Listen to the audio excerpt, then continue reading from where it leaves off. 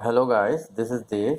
आज हम बात करेंगे मैग्नेटिक फील्ड की। तो मैग्नेटिक फील्ड का रिप्रेजेंटेशन बी से होता है और ये एक वेक्टर होता है। ठीक है। तो अब हम एक कंसिडर करते हैं एक सिचुएशन। एक मेटालिक वायर है जो करंट आई कैरी कर रही है और ये एक चार्ज क्यू है। ओके। तो अब क्योंकि मेटालिक वायर में पॉजिटिव और नेगेटिव दोनों चार्जेस होंगे तो इलेक्ट्रिक फील्ड उसकी नेट जीरो होगी। तो उसके आसपास इलेक्ट्रिक फील्ड प्रोड्यूस नहीं कर रहा है। इसका मतलब है चार्ज क्यू जो है स्टेशनरी रह जाएगा। स्टेशनरी क्यों रहेगा? क्योंकि उस पर कोई फोर्स लगी नहीं रही। लेकिन अगर हम देखें कि चार्ज क्यू को अगर हम थोड़ी सी वेलोसिटी दे दें तो इस पे फोर्स लगना शुरू हो जाता है और वो फोर्स का डायरेक्शन कुछ इस तरीके से इसको ले जाता है। ठीक है। तो इनिशियली तो ई जीरो था।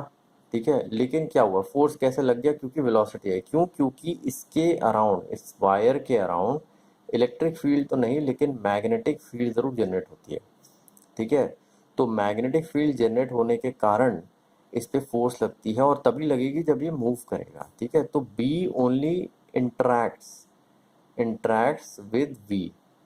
ठीक है। अगर वी जीरो हो गया तो फोर्स ड्यू टू बी वो भी जीरो हो जाएगी। ठीक है। तो ये होता है कॉन्सेप्ट मैग्नेटिक फील्ड का। ओके। ओके। सो कुछ पॉइंट्स हमें मैग्नेटिक फील्ड के बारे में रिमेंबर करने चाहिए। अगर मूविंग चार्ज पार्टिकल है मैग्नेटिक फील्ड में तो उसे मैग्नेटिक फोर्स एक्सपीरियंस करेगा। ओके। अगर speed of the particle is v और उसकी एंगल थीटा है मैग्नेटिक फील्ड की डायरेक्शन से तो उसके जो फोर्स होगा will be proportional to mod v sine theta. तो अब आप गेस कर सकते हैं क्यों है प्रोपोर्शनल। क्योंकि फोर्स जो है क्रॉस प्रोडक्ट होता है वेलोसिटी और मैग्नेटिक फील्ड का टाइम्स द चार्ज। तो ये भी एक वेक्टर हुआ। तो direction of magnetic force is perpendicular to the direction of magnetic field as well as the direction of velocity. ठीक है। क्योंकि ये तो थर्ड वेक्टर है तो आई जे के प्लेन में हम देख सकते हैं अगर ये के है और ये है आई तो यहाँ होगा जे। ओके।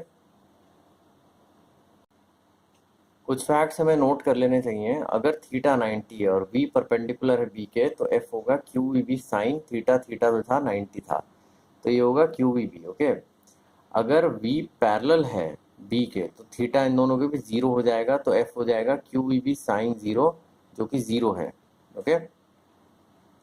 अगर वी और बी एंटी पैरेलल है मतलब अपोजिट तो एंगल 180 होगा। उन दोनों के बीच एंगल होगा 180 तो एफ हो जाएगा क्यू वी बी साइन 180 जो कि फिर से जीरो है। तो अब आप एक सिचुएशन देख सकते हैं कि कोई भी केस हो एफ हमेशा परपेंडिकुलर होगा वी के। ठीक है। मान लो वी और बी के बीच कोई भी एंगल थीटा है जो कि 90 नहीं है, जीरो नहीं है, बीच में है, तब भी एफ जो है वी क्रॉस बी ही होता है। राइट। तो एफ तब भी परपेंडिकुलर होगा वी के। ऐसी कब होती है सिचुएशन? ऐसी सिचुएशन होती है हमेशा सर्कल में। अगर आपने सर्कुलर मोशन देखा है, ठीक है, तो ये सेंटर है। तो अगर वेलोसिटी v से जाता है एक पार्टिकल तो उस पर सेंट्रीपेटल फोर्स लगता है f। और ये जो सेंट्रीपेटल फोर्स है this is always perpendicular to v। ठीक है ना। तो इसका मतलब है सर्कुलर मोशन ही होगा पार्टिकल का। Particle will undergo circular motion. Okay. क्योंकि f जो है परपेंडिकुलर है v के। तो इसका मतलब है वर्क डन कितना हुआ f डॉट डी एस। ठीक है। कॉन्सेप्ट ये होता है वर्क डन का। तो एफ डॉट डी एस का मतलब है F dot V D T. Right. तो एफ डॉट वी कितना हुआ? जीरो। क्यों? क्योंकि एफ परपेंडिकुलर है वी के। ओके। तो ये जीरो हो जाएगा। इसका मतलब work done is equal to zero. तो अब हम देखते हैं कि मोशन ऑफ चार्ज पार्टिकल कैसे होता है। ठीक है। तो फॉर एग्जांपल ये एक फील्ड है। ठीक है। फील्ड का मतलब है मैग्नेटिक फील्ड यहाँ पे हर जगह है। फॉर एग्जांपल, ठीक है। क्रॉस का मतलब होता है पेपर के अंदर। ठीक है। इनसाइड। क्रॉस का मतलब होता है इनसाइड और डॉट का मतलब होता है आउटसाइड। ठीक है। तो फॉर एग्जांपल अगर एक पार्टिकल सर्कल में घूम रहा है, ठीक है, और यहाँ पे इसका सेंटर ले लेते हैं, ये इसकी वेलोसिटी v है और ऑब्वियसली फोर्स जो है it is perpendicular. Force is perpendicular to the velocity. Now अब देखते हैं क्या होता है। तो होता क्या है कि वेलोसिटी जा रही है तो फोर्स जो है इसको सर्कुलर मोशन में ले जा रहा है बिकॉज ऑफ फोर्स।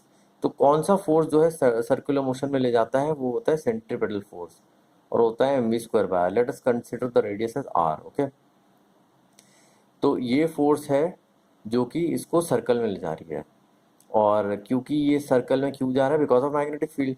तो इसका मतलब है ये जो फोर्स ओरिजिनेट हो रही है, centripetal force, this is originating because of magnetic field, because of magnetic field. ये फोर्स मैग्नेटिक फील्ड की वजह से, तो इन दोनों बराबर होंगे। तो मैग्नेटिक फील्ड क्या थी, वो थी क्यू वी बी।